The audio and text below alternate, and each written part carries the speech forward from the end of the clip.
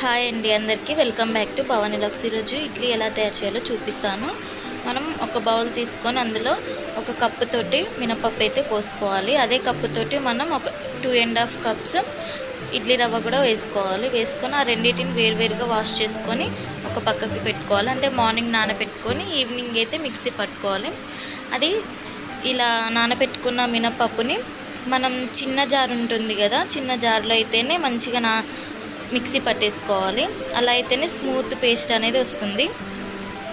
ఇలా మిక్సీ పట్టేసుకున్నాక మనం ఒక బౌల్లో తీసుకోవాలి। అండ్ ముందుగా నానబెట్టేసుకున్న ఇడ్లీ రవ్వను కూడా ఇలా పిండేసి వాటర్ అనేది పోయేదాకా పిండేసి మినపప్పు దాంట్లో నానబెట్టేసుకొని ఇలా బాగా మిక్స్ చేసుకోవాలి। రెండింటిని మిక్స్ చేసుకొని ఓవర్ నైట్ నానబెట్టుకుంటే మార్నింగ్కి ఇలా పులిసిపోయి ఉంటుంది।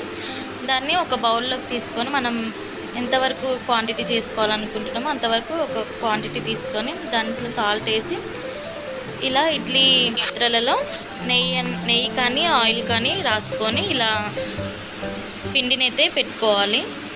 పెట్టేసుకొని మనం ముందుగా ఇడ్లీ పాత్రలో వాటర్ అయితే యాడ్ చేసేసి స్టవ్ మీద పెట్టేయాలి।